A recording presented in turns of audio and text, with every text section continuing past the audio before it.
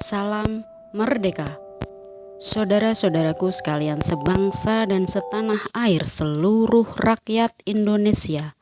Bersama ini kami Lembaga Kedaulatan Rakyat Indonesia atas nama rakyat Indonesia menyampaikan keprihatinan yang mendalam atas kondisi negara Indonesia dan negara Republik Indonesia yang selalu bermasalah dan dipermasalahkan akibat adanya dualisme hukum antara hukum negara dan hukum agama yang berlaku di negara Indonesia dan negara Republik Indonesia.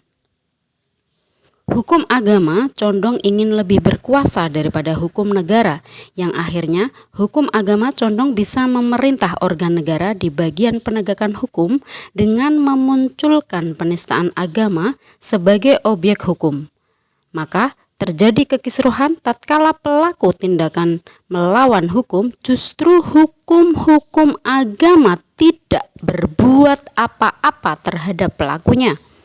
Sebaliknya justru akan membela apabila ada tindakan dari negara seperti tindakan oknum-oknum yang melawan negara harus dibela dengan hukum negara, dan jika terbukti cukup dinyatakan ini di luar agama kami, maka perbuatan mereka semakin menjadi. Aturan negara dianggapnya sudah tidak ada dan selalu menutupi ormas masa lalu yang menentang negara dan biadab terhadap bangsa Indonesia. Rakyat Indonesia tidak pernah tersentuh hukum, paling hanya pemimpinnya saja. Demikian juga dengan koruptor yang hanya dinyatakan sebagai oknum tidak menyentuh agamanya walaupun beliau berpredikat sebagai pemuka agama. Tindakan hukum dari hukum agama tidak dijalankan walaupun yang korupsi juga disumpah demi Tuhannya, disaksikan oleh kitabnya, namun tidak pernah hukumnya menjangkau dan memberikan sanksi pada pelanggarnya.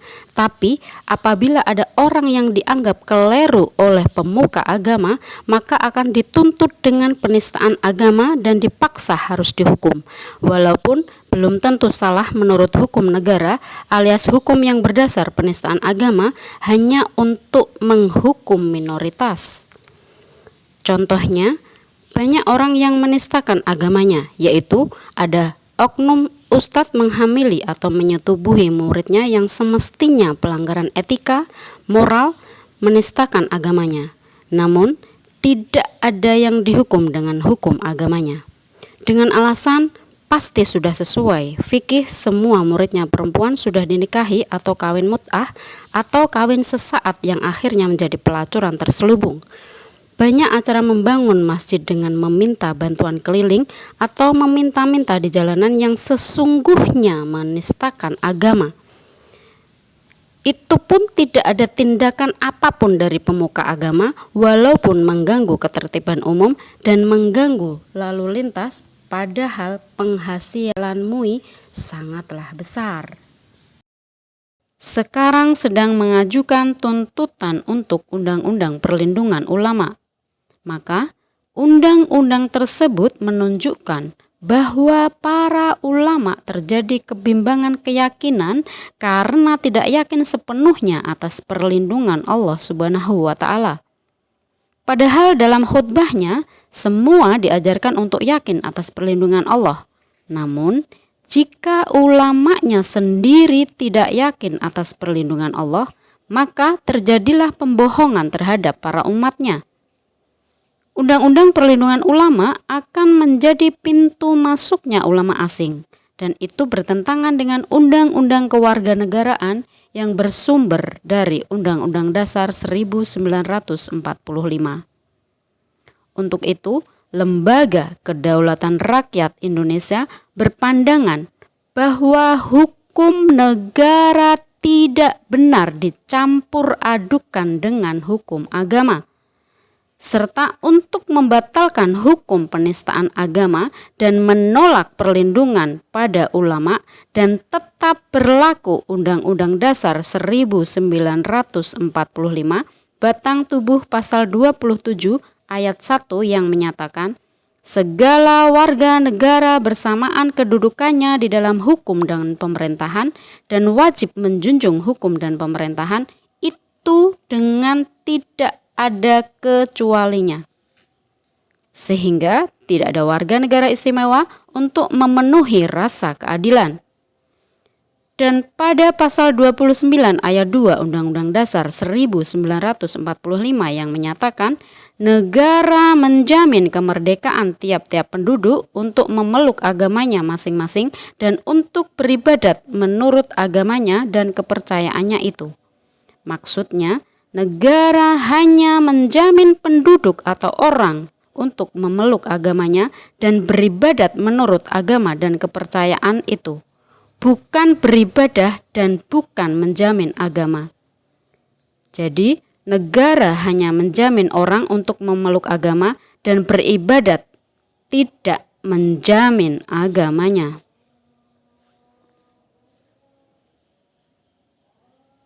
Dalam pembukaan Undang-Undang Dasar 1945, dibentuknya negara Indonesia untuk melindungi segenap bangsa Indonesia dan seluruh tumpah darah Indonesia. Maka, kalau Undang-Undang Dasar 1945 dilakukan secara murni dan konsekuen keadilan ditegakkan, tidak perlu lagi adanya hak asasi manusia atau HAM, karena semua itu tanggung jawab negara. Kedudukan HAM yang terlihat jelas oleh rakyat bermain politik. Terbukti, 1. Gelandangan di mana-mana tidak pernah tersentuh oleh HAM, padahal mereka para pemilik negara. 2. Terindikasi pelemahan terhadap TNI Polri maupun aparatur negara dan aparatur pemerintah. Buktinya, TNI Polri terluka atau mati akibat demo ataupun gerakan pembangkang terhadap negara tidak pernah menyampaikan protes atau komentarnya, dan jika pemberontak membunuh rakyat, maka HAM akan diam. 3. Tatkala kelompok kriminal bersenjata atau KKB dinaikkan statusnya menjadi teroris, HAM justru berkomentar untuk menghalang-halanginya tanpa peduli nasib rakyat Indonesia.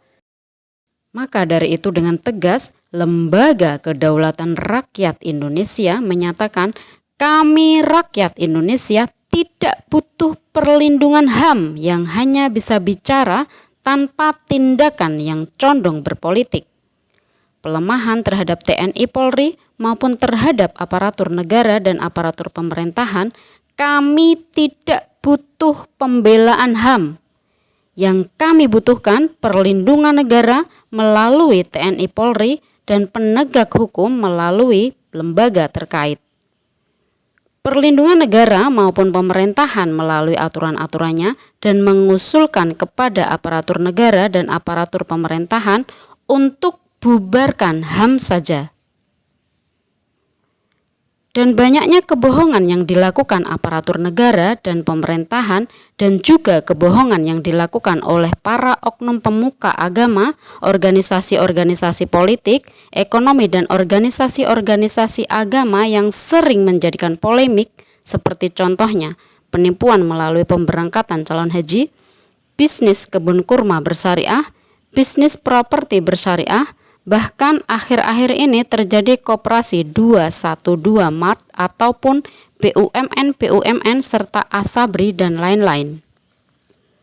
Maka Lembaga Kedaulatan Rakyat Indonesia menuntut Undang-Undang Nomor 1 Tahun 1946 Pasal 14 dan Pasal 15 diberlakukan kembali supaya di antara kita tidak terjadi kebohongan baik lisan maupun tindakan.